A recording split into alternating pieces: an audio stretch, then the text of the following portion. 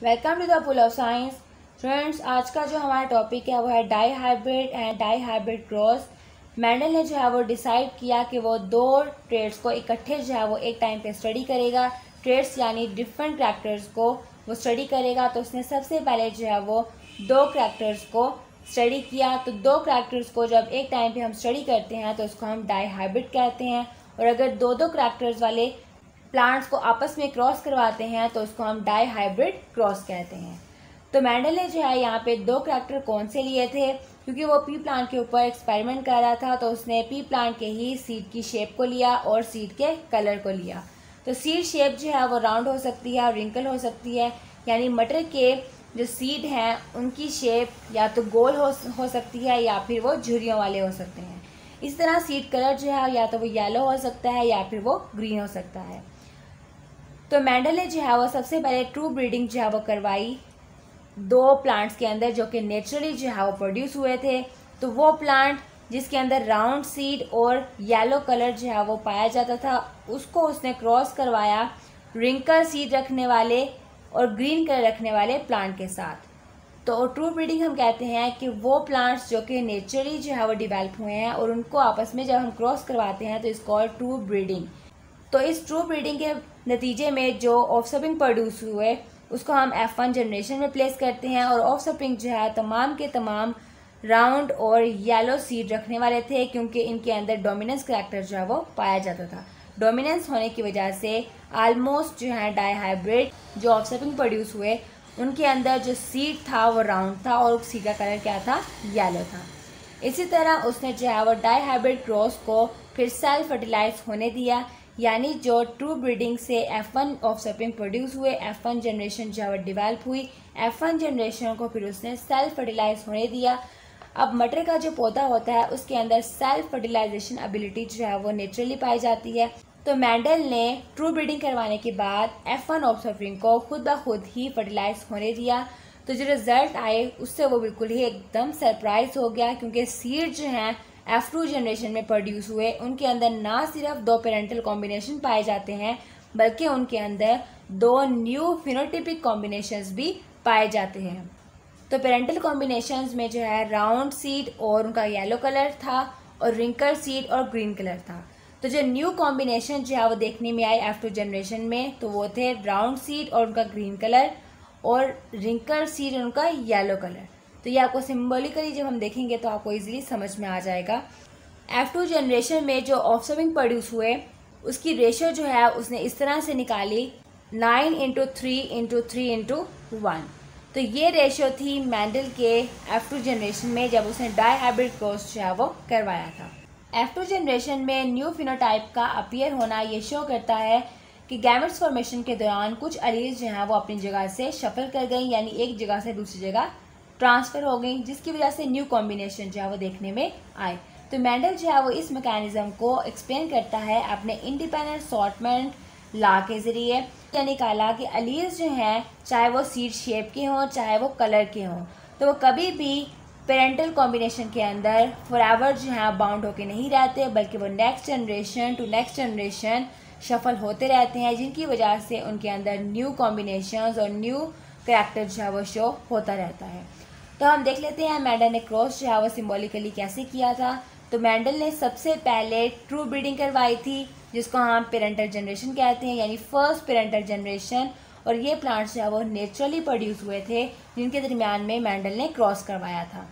तो first plant जिसके round seed थे और येलो कलर था, और सेकेंड प्लांट जिसके झुर्रियों वाले यानी रिंकल सीड थे और उनका ग्रीन कलर था। तो राउंड को जो है कैपिटल आर से शो किया मेंडल ने, और येलो कलर को कैपिटल वाई से शो किया। इसी तरह रिंकल्ड को मेंडल ने स्मॉल आर से शो किया और ग्रीन कलर को स्मॉल वाई से शो किया। तो हर करैक्टर के दो एलील्स होते हैं, तो इसीलिए हर करैक्टर के दो एलील्स जो हैं वो यहाँ पे लिख दिए गए हैं। अब ये मेंडल ने जो है वो जो सिंबल दिए हुए हैं ये सिर्फ आप लोगों को समझाने के लिए दिए हैं ताकि आप इस कॉन्सेप्ट को इजीली अंडरस्टैंड कर सकें।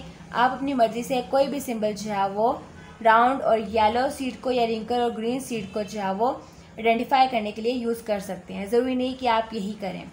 अब इनके जो है वो गैमेट्स बनेंगे। तो गैमेट्स जो हैं वो कैसे बनेंगे, क्योंकि हाफ अलील जो है वो मदर से और हाफ फादर से जो है वो आगे ऑफस्प्रिंग में ट्रांसफ़र हो जाती हैं। तो सेम हम यही करेंगे, दोनों जो हैं वो पेयर्स ऑफ अलील हैं, तो एक कैपिटल आर आ गया, एक कैपिटल वाई आ गया, और गैमेट्स बनेंगे तो गैमेट्स को हमेशा आपने सर्कल में लिखना है।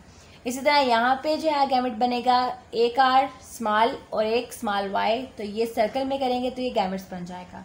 इन दोनों के अंदर फर्टिलाइजेशन होगी, क्रॉस होगा, तो जो हमारे पास जनरेशन होगी वो F1 जनरेशन होगी, यानी फर्स्ट फीलियल जनरेशन जो कि ट्रू ब्रीडिंग से डिवेल्प हुई है।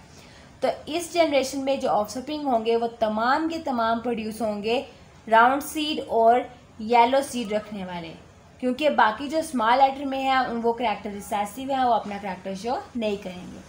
फिर मेंडल ने जो है वो इस F1 जनरेशन को सेल्फ फर्टिलाइज होने दिया, यानी इसको फर्दर किसी के साथ क्रॉस नहीं करवाया, क्योंकि मटर के पौधे के अंदर सेल्फ फर्टिलाइजेशन की एबिलिटी होती है। तो F1 जनरेशन ने सेल्फ फर्टिलाइज किया, तो यहाँ पे सेल्फ फर्टिलाइज करवाया है F1 जनरेशन को। तो F1 जनरेशन यानी दोनों आपस में ही जो है वो क्रॉस करेंगे, तो ये पेरेंट्स बन गए P2 यानी सेकेंड पेरेंटल जनरेशन। अब इनसे आगे गैमेट्स बनेंगे, तो गैमेट्स जो हैं इनके अंदर डिफरेंट तरीके से बनते हैं जो आपने अच्छे से समझना है। तो ये जो हमारे पास कैपिटल R है, ये कैपिटल R इन दोनों Y के साथ 1 बाय 1 क्रॉस करके गैमेट्स बनाएगा। फिर ये जो स्मॉल R है ये इन दोनों Y के साथ 1 बाय 1 क्रॉस करके गैमेट्स बनाएगा। तो इस तरह चार गैमेट्स जो हैं वो डिवेल्प होंगे। तो कैपिटल R और कैपिटल Y ये एक गैमेट बन गया, कैपिटल R स्मॉल y ये एक गैमेट बन गया। इसी तरह स्मॉल r कैपिटल Y एक गैमेट और small r small y next gamete. तो इस तरह चार गैमेट्स जो हमारे पास डिवेल्प हो गए। यहाँ भी सेम है तो यहाँ भी सेम ही चार गैमेट्स जो हैं वो डिवेल्प हो जाएंगे। अब ये हमारे पास गैमेट्स बन गए, इन गैमेट्स के अंदर फर्टिलाइजेशन होगी और F2 जनरेशन डिवेल्प होगी, यानी सेकेंड फीलियल जनरेशन।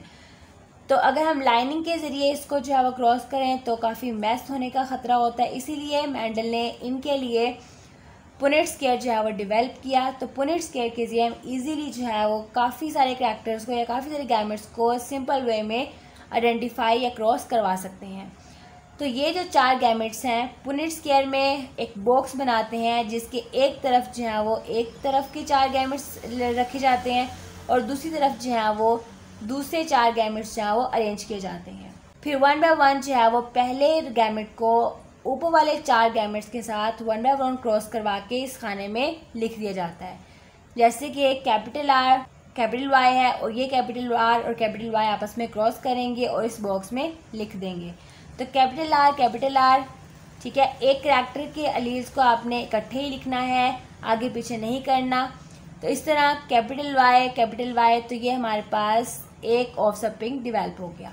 इसी तरह कैपिटल R जो है ये दूसरे वाले पोर्शन के साथ R के साथ बाइंड होगा और कैपिटल Y स्मॉल y के साथ बाइंड होगा, तो ये हमारे पास सेकंड जो है वो ऑफस्प्रिंग डेवलप हो गया। इसी तरह इस कैपिटल R को तीसरे के साथ क्रॉस करवा के लिख देना है, चौथे के साथ क्रॉस करवा के लिख देना है।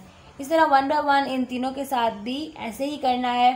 तो ये हमारे पास जो F2 जनरेशन आएगी उसकी रेशो होगी 9:3:3:1, जो कि मेंडल के लिए जो है बहुत ही सरप्राइजिंग रेशो थी।